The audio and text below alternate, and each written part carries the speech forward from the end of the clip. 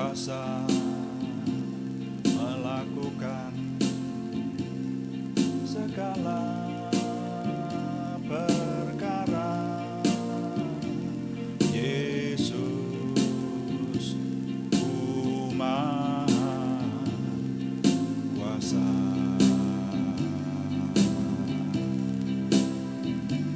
Dia ciptakan seisi dunia, atur segala masa. Yesus ku maha kuasa. Yesus kuasa melakukan segala perkara. Yesus ku maha kuasa.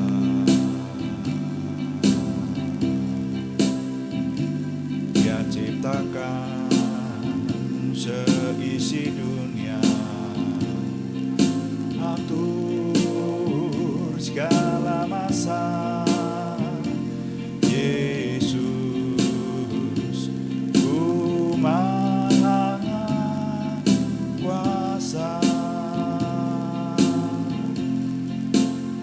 Kami memuliakan-Mu Tuhan, tidak hentinya kami ingin menyembah-Mu, meninggikan nama-Mu yang kudus. Terima kasih, terima kasih Tuhan. Kami muliakan, kami agungkan nama Tuhan. Terima kasih Tuhan.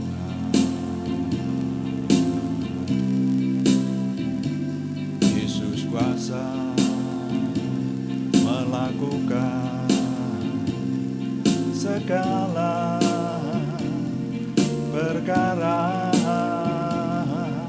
Yesus ku maha kuasa.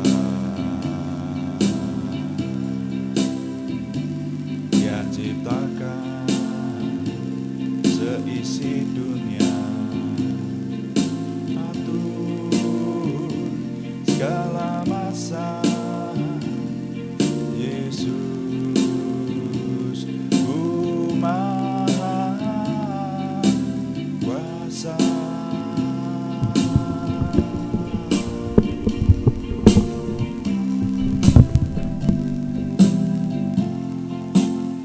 Bapa, terima kasih kami menikmati hadirat-Mu.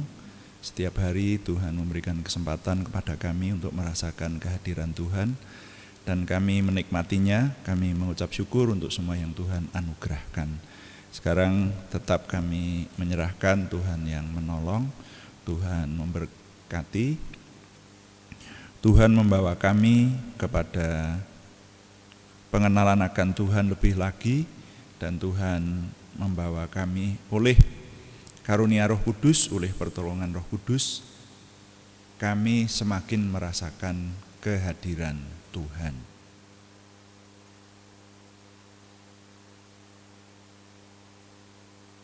Terima kasih Bapa di surga. Juga ketika hari ini kami mau melanjutkan meneliti firman Tuhan maupun melanjutkan melayani Tuhan dengan doa, urapi kami semua sehingga Tuhan semakin dimuliakan dan kami semakin diberkati. Terima kasih. Dalam nama Tuhan Yesus Kristus kami berdoa. Haleluya. Amin.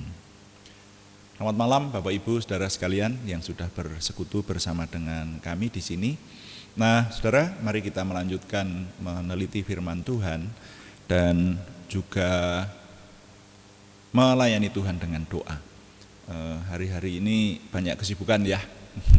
Termasuk kita dan tim di sini juga disibukkan oleh persiapan perayaan Paskah. Jumat Agung besok Jumat, dan juga memperingati kebangkitan Tuhan Yesus Kristus besok Minggu ya.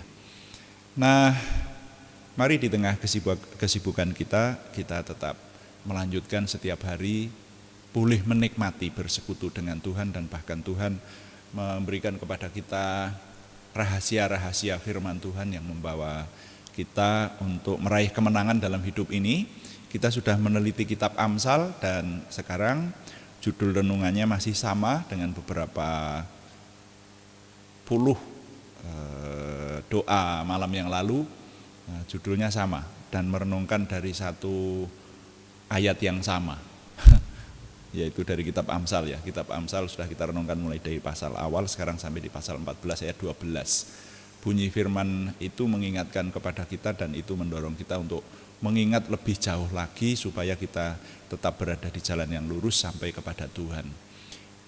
Firman Tuhan di Amsal pasal 14 ayat 12 berkata, ada jalan yang disangka orang lurus, tapi ujungnya menuju kepada maut. Dan ini firman ini mendorong kita untuk menekuni sebuah judul perenungan atau judul renungan singkat yang senantiasa kita gumuli di setiap doa malam. Judulnya adalah pergumulan mencari kebenaran. Dan ini sebetulnya kesaksian dalam hidup saya, dalam saya mencari Tuhan yang benar itu yang mana, karena di dunia ini ada banyak konsep tentang Tuhan, dan mereka berkata masing-masing konsep itu jumlahnya paling tidak yang saya ketahui saja jumlahnya belasan. Dan mereka berkata jalan yang sampai kepada surga, jalan yang sampai kepada yang maha kuasa itu keyakinan kami ini, mereka berkata seperti itu. Dan mereka punya penjelasannya masing-masing. Bahkan mereka dengan fanatik mengatakan tidak ada Tuhan selain yang kami sembah ini. Nah, kalau masing-masing dari setiap pengikut konsep tentang Tuhan itu berkata semacam itu, kan saya jadi bingung. Yang benar yang mana? Ini tidak bisa dipungkiri ya. Saudara, sudah saya ajak merenungkan hal ini. Kita bisa bingung loh merenungkan Tuhan yang mana yang benar, karena semua berkata benar. Semua berkata sampai kepada tempat kemuliaan atau istilahnya sorga. Nah, penelitian kita sudah sampai, saya ajak agak potong kompas ya, rodok njujuk istilahnya, yaitu langsung kepada iman Kristiani yang kita gumuli. Nah, sedang kita kritisi, kita mengkritisi iman Kristiani itu, nanti kalau dikritisi itu kita akan mengetahui konsep-konsep tentang iman ini mendasar banget saudara, jadi dari dasar. Jadi kalau saudara percaya bahwa saudara itu bisa masuk surga nanti melalui iman Kristiani, nah itu penjelasannya bagaimana? Itu kita sekarang sampai di bagian yang ke-28. Coba ini 28. Wah, ini benar-benar satu SKS ini. Ya, satu SKS ini. Ya benar ya, satu SKS ya. Karena lebih nih, Saudara. Jadi kalau orang kuliah itu satu SKS itu yang benar harusnya 16 kali pertemuan. Satu kali pertemuan itu 50 menit sekitar itu. Jadi kalau 2 SKS itu 32 kali pertemuan. Nah, kita sudah merenungkan ini. Jadi saudara, kalau yang mengikuti ini mata kuliahnya judulnya pergumulan mencari kebenaran. Sudah kita gumulkan sekarang 28. Ini sudah cukup, sudah dikatakan 2 SKS kalau 28 itu. Yang lain nanti tugas ya. Membuat paper. Wah, luar biasa ini. Satu ayat aja dikuliahkan menjadi 2 SKS. Saya tadi tidak membayangkan ya. Ya, puji Tuhan. Jadi saudara yang mengikuti satu judul ini saja sudah sama dengan kuliah 2 SKS, yaitu mengenai dasar-dasar iman. Ya, mungkin mata kuliahnya judulnya yang tepat seperti itu. Dasar-dasar iman, lalu subjudulnya pergumulan mencari kebenaran. Nah, kita sudah menggumulkan toh mulai dari awal dulu itu tentang keberadaan Tuhan yang banyak, lalu kita sampai kepada Tuhan itu pernah menjadi manusia, namanya Yesus Kristus. Nah, kita sedang mengkritisi itu. Ya, kalau memang Yesus Kristus itu Tuhan, itu argumentasinya apa ini ya. Dan sekarang kita sampai kepada perbuatan-perbuatan mukjizat yang diperbuat oleh Tuhan Yesus Kristus.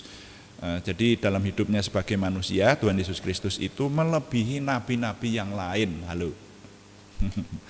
Nabi-nabi yang lain itu tidak bisa berbuat seperti yang dibuat oleh Tuhan Yesus, itu tidak ada nabi yang seperti itu di dunia ini.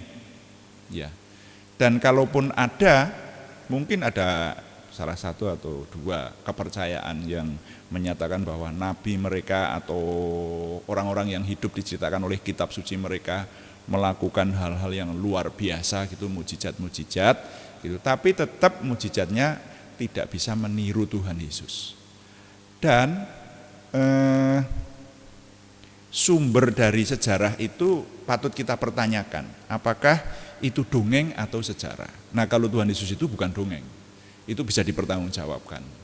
Serius ini kita berkata.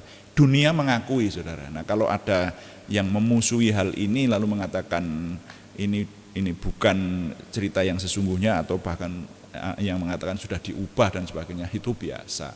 Ada orang yang suka, ada orang yang tidak suka. Tapi perdebatan itu bisa dijawab, ya. Jadi tuduhan-tuduhan yang mengatakan bahwa Yesus itu bukan Tuhan itu sudah terjawab semua. Kalau ada yang belum terjawab, kalau Anda nanti mungkin menjumpai, bertemu dengan keyakinan di luar iman Kristen yang mengatakan bahwa Yesus itu bukan Tuhan, alasannya apa, sampaikan ke saya. Terus serius saya berkata, itu yang seperti itu sejak dulu saya cari untuk menambah pelajaran buat hidup saya. Jadi contoh, misalnya nanti ada yang mengatakan Yesus itu tidak mati, misalnya begitu. Yesus itu sudah disalib, yang disalib orang lain. Nah, silahkan disampaikan ke saya. Nanti kita akan mencari yang berkata seperti itu, yang berkata Yesus tidak mati itu sumbernya dari mana, begitu. Lalu apakah sumber itu bisa dipertanggungjawabkan? Seperti itu, saudara. Jadi saudara jangan mudah goyah karena tuduhan-tuduhan semacam ini, karena serangan-serangan iman semacam itu, saudara ya. Tapi kita harus kritis dan serius dan sungguh-sungguh. Nah, ini 28 seri yang sudah kita gumuli ini sebetulnya dalam rangka menjawab akan itu. Jadi kalau saudara-saudara nanti mengkoleksi video kita mulai dari semua judul ini ya, pergumulan mencari Tuhan, mulai dari bagian pertama hari ini sampai ke 28, itu semua itu akan terjawab di situ. Ya, tapi kalau ada yang belum terjawab, saya sanggup menjawabnya. Ya, oleh anugerah Tuhan. Oleh anugerah Tuhan, nanti bukti-bukti semacam ini bisa kita paparkan. Paling tidak untuk kita, bukan untuk berdebat dengan orang lain, paling tidak untuk kita. Supaya saudara jangan mudah imannya goyah karena serangan-serangan iman yang sekarang banyak berseliweran, terutama di media-media sosial, saudara. Jadi saudara jangan ragu-ragu terhadap Tuhan Yesus. Tuhan Yesus itu adalah Tuhan yang mengambil rupa manusia, itu bisa dipertanggungjawabkan. Nah, antara lain kemarin sudah kita teliti bahwa perbuatannya ajaib, ya toh. Ya, poin yang terakhir yang kita teliti ini kan perbuatan-perbuatan Tuhan Yesus yang ajaib, yang ilahi dan tidak tersanggah. Itu sudah kita lihat di sana mengenai Tuhan Yesus menyembuhkan berbagai penyakit, itu ya kemarin dulu itu ya. Ada penyakit apa saja yang sudah kita teliti disembuhkan oleh Tuhan Yesus. Tuhan Yesus menyembuhkan penyakit kusta, Tuhan Yesus menyembuhkan penyakit buta, lumpuh, lalu ada yang buta sejak lahirnya, jadi itu bukan penyakit itu, tapi Tuhan Yesus membuat penglihatan yang baru kepada orang yang buta sejak lahirnya itu. Lalu menyembuhkan orang bisu, menyembuhkan sakit demam ya dari ibu mertua Petrus itu, lalu menyembuhkan pendarahan yang sudah 12 tahun. Bahkan cara penyembuhannya aneh, yaitu dengan iman dari wanita yang menderita pendarahan itu sendiri, saudara. Nah, sekarang mari kita melihat Injil Matius pasal 4 ayat 23. Saya ingin menyampaikannya buat saudara. Wah, ini lebih lagi nih. Coba kita perhatikan, ini luar biasa yang sekarang ini. Matius pasal 4 mulai ayat 23 saya baca untuk saudara. Yesus pun berkeliling di seluruh Galilea. Ia mengajar dalam rumah-rumah ibadat dan memberitakan Injil Kerajaan Allah, serta melenyapkan segala penyakit dan kelemahan di antara bangsa itu. Garis bawah ini. Ia mengajar dalam rumah-rumah ibadat dan memberitakan Injil Kerajaan Allah, serta melenyapkan segala penyakit dan kelemahan di antara bangsa itu. Jadi memang karya Tuhan Yesus, pekerjaan Tuhan Yesus itu datang di dunia ini untuk memberitakan kabar keselamatan, untuk memberitakan Injil Kerajaan Allah, ya, untuk memberitakan Tuhan yang benar itu yang mana, gitu. Dan dia ingin membuktikan dengan dirinya itu. Nah, itu sejak itu banyak orang memusuhi waktu Yesus masih hidup, dan ternyata sampai sekarang. Dan Tuhan Yesus sudah mengingatkan kepada kita bahwa kehadirannya memang tidak bisa diterima oleh dunia. Jadi kalau orang berpikiran duniawi tidak akan bisa menerima konsep-konsep yang Yesus berikan, dan bukti-bukti yang Yesus nyatakan itu tetap akan dibantah oleh banyak orang yang tidak suka kepada keimanan atau konsep yang dibawa oleh Tuhan Yesus itu.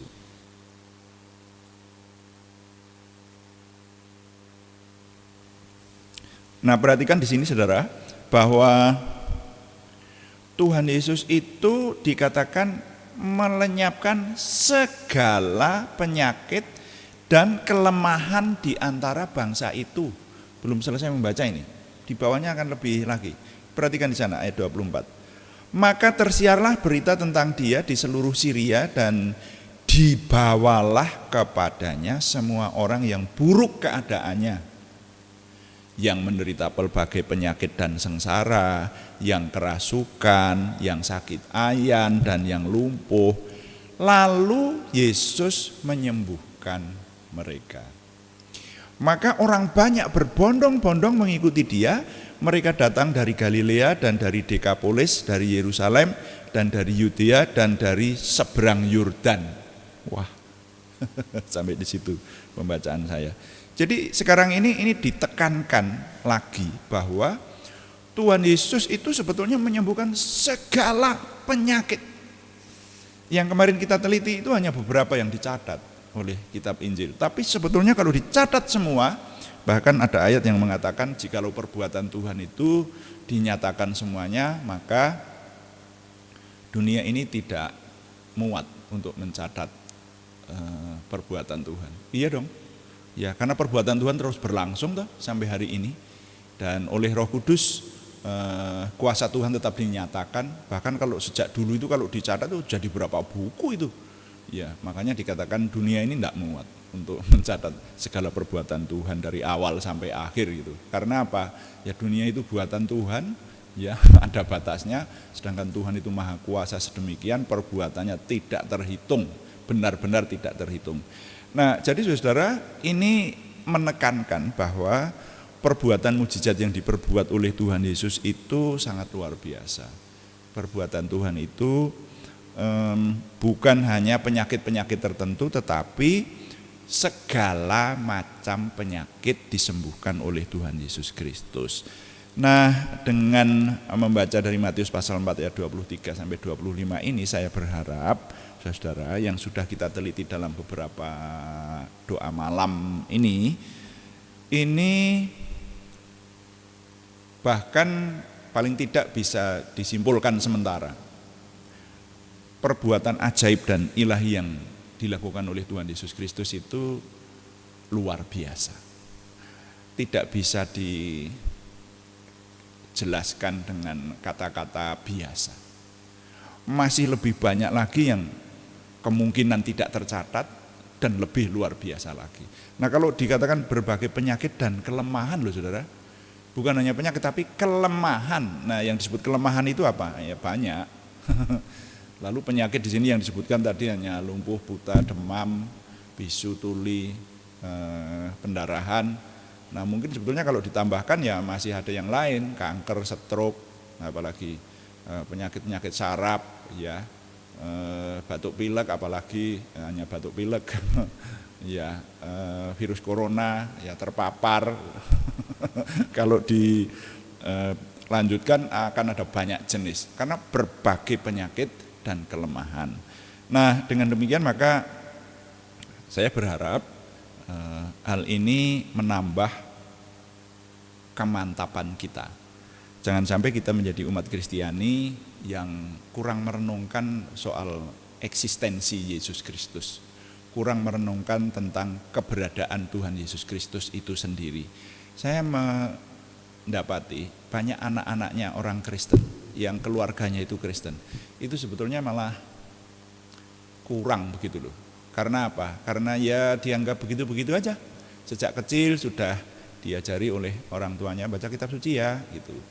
Tetapi kalau tidak direnungkan dengan sungguh-sungguh, ya menyebut nama Tuhan Yesus itu menjadi satu kebiasaan, tetapi tanpa mengetahui makna dan kuasa besar yang ada di baliknya itu bahaya. Ya, itu bahkan nanti imannya ternyata nanti jadi tipis. Loh, iman itu ada ukurannya loh. Coba Anda mengetik di kitab suci Anda itu ada namanya ukuran iman. Ukuran iman nanti kan ada ditemuin. Jadi kadar iman itu ada, saudara. Ya, ya, iman itu bisa diukur. Sebiji sesawi itu dikatakan oleh Tuhan Yesus kan berarti bisa diukur.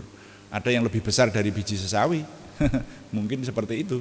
Ya karena di situ dikatakan sebesar biji sesawi. Jadi imannya seperti apa? Nah, iman itu timbul dari pendengaran akan firman Kristus. Karena itu kerap mendengarkan firman, imannya bertambah. Ya. Percaya kita, iman kita itu akan bertambah kalau kita sering berhubungan dengan Tuhan, sering mendengarkan firman Tuhan. Nah, ini kan sudah yang kami lakukan ini, waduh, kalau menurut saya ini anugerah luar biasa loh. Kita ini ya merenungkan firman Tuhan yang sebetulnya tidak mudah untuk dimengerti. Seringkali ada pertanyaan, ini belum nih, saya masih menyimpan satu pertanyaan yang belum saya jawab.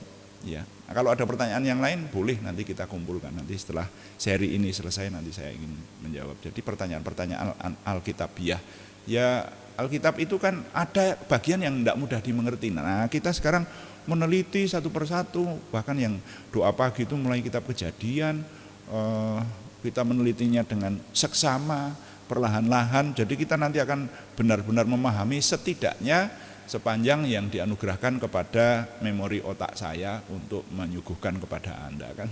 Begitu saya belajar, saya menyelidiki pakai banyak referensi, memahami.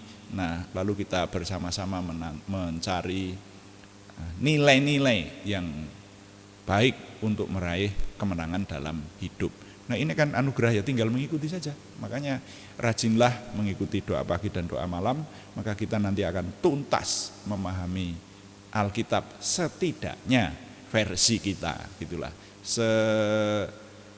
Sebisa otak kita nyampe merenungkannya, begitu. Nah, selebihnya masih ada rahasia yang lebih besar lagi. Rahasia-rahasia firman Tuhan itu dalam dan lebar ya. Jadi ya kita sebisa mungkin merenungkan, menikmati, mengambil dari dalamnya nilai-nilai hidup. Nah, jadi sekali lagi bukti-bukti perbuatan Tuhan Yesus yang luar biasa yang di sini dikatakan ini berbagai penyakit disembuhkan. Jadi sebetulnya bayangkan ada banyak mujizat yang diperbuat oleh Tuhan Yesus Kristus, kecuali dalam beberapa seri yang sudah dijelaskan ini. Dan itu semakin membuktikan bahwa Yesus Kristus adalah Tuhan yang mengambil rupa manusia. Itu. Kalau ada orang yang mengatakan bahwa kalau mempersekutukan Tuhan dengan manusia itu syirik, itu dalil mereka silahkan. Ya, kita tidak mengikuti dalil dari kepercayaan lain. Kepercayaan lain mengatakan bahwa Tuhan ya Tuhan, manusia ya manusia. Tuhan tidak bisa menjadi manusia. Kalau itu silahkan. Ya, iman Kristiani tidak setuju dengan hal semacam itu. Karena iman Kristiani percaya bahwa Tuhan itu maha kuasa. Kalau Tuhan itu mau menjadi manusia, ya bisa lah. Gitu. Dan terjadi. Jadi kalau dibatasi hanya sekedar dalil, Tuhan ya Tuhan, manusia ya manusia, tidak bisa dipersekutukan. Lalu Tuhan tidak bisa menjadi manusia, itu namanya Tuhan tidak maha kuasa. Kalau Tuhan yang maha kuasa mau jadi apapun bisa. Dan ternyata sejarah suci membuktikan terjadi semacam itu justru untuk menjadi imam besar agung kita. Loh, ini kan luar biasa tuh buat kita itu. Makanya saudara seringkali serangan orang terhadap iman Kristiani, cemoohan orang terhadap iman Kristiani itu sepanjang yang saya alami. Setelah saya merenungkannya dengan jujur dan sungguh-sungguh, justru akan memperkuat iman kita, saudara. Memperkuat iman kita, semakin memiliki fundamentalisme di dalam Yesus Kristus Tuhan yang menjadi imam besar juru selamat agung kita, ya, juru selamat imam besar agung kita. Tuhan dipuji, amin. Mari kita melayani Tuhan dengan doa. Kita akan berdoa syafaat untuk banyak hal, termasuk teman-teman yang masih harus kita layani dengan doa, di bawah nama-namanya dinaikkan dalam doa, terutama yang membutuhkan kesembuhan dan pergumulan yang lain sepanjang yang dikirimkan kepada kami di sini, dan nama-namanya kita sebutkan dalam doa nanti. Yesus kuasa melakukan segala perkara, dan mari kita menaikkan doa syafaat kita, melayani Tuhan dengan doa. Haleluya.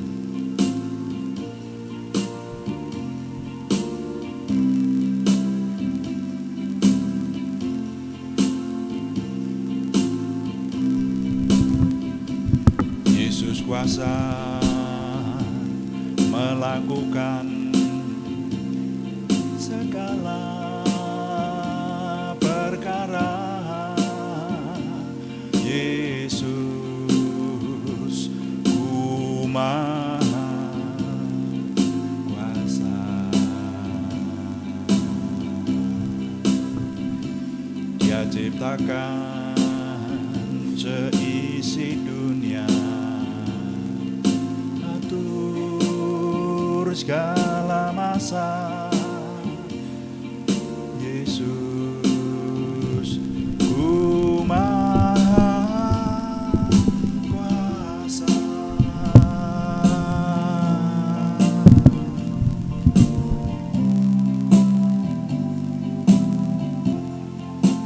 Bapa, terima kasih untuk waktu yang Tuhan berikan dalam doa malam hari ini. Kami mengucap syukur untuk firman-Mu yang Tuhan anugerahkan kepada kami, sehingga memperkuat iman kami, mendewasakan kepercayaan kami, sehingga kami semakin mantap, semakin sungguh-sungguh, semakin berakar dalam Tuhan Yesus Kristus. Terima kasih untuk semua yang Tuhan anugerahkan. Sekarang kami berdoa syafaat untuk kondisi dan situasi dunia yang masih kami rasakan dalam situasi khusus.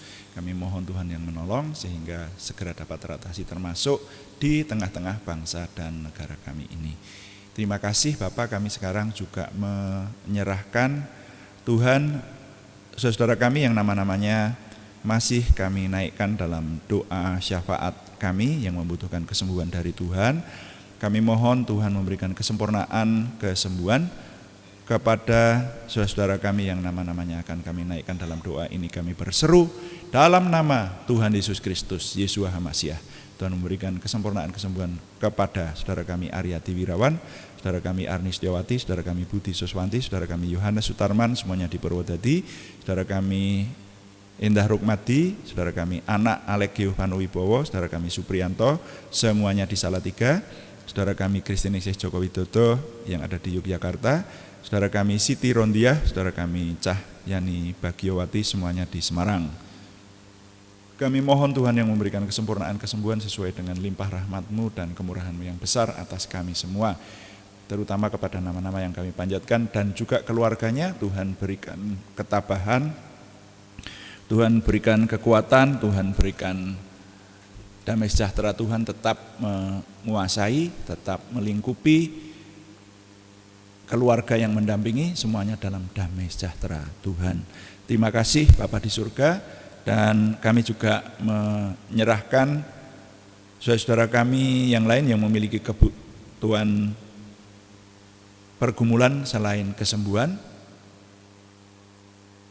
Kami menyerahkan Tuhan yang menolong saudara kami Sri Purwati di Penawangan, saudara kami Yohana Asri Sabtorini di Kediri. Tuhan menjawab pergumulan mereka ini dan memberi jalan keluar, memberikan terobosan baru sehingga pertolongan Tuhan nyata atas kami semua. Terima kasih, kami menyerahkan Tuhan yang terus menolong apa yang kami kerjakan ini, baik onsite maupun online. Tuhan yang menyempurnakannya oleh pertolongan Roh Kudus yang semakin dominan kepada kami ditolong, disempurnakan ke arah Tuhan sendiri, sehingga semua yang kami kerjakan ini memberikan terutama nama Tuhan semakin dimuliakan dan kami semua semakin diberkati. Terima kasih Bapa di surga. Kami mohon Tuhan yang menyempurnakan doa kami oleh pertolongan dan pimpinan Roh Kudus. Semuanya kami persembahkan dengan mantap percaya dalam nama Tuhan Yesus Kristus Juru Selamat kami. Haleluya. Amin. Demikian doa malam hari ini, dan kami tetap tidak henti-hentinya memberitahukan bahwa doa online ini dilakukan setiap hari Senin sampai dengan hari Sabtu. Kalau Minggu beribadah di tempat masing-masing, hari ibadah. Tapi Senin sampai Sabtu jam 5 sampai 5.40 pagi ada doa pagi, jam 18 sampai selesai ada doa malam, ya, waktu Indonesia bagian Barat.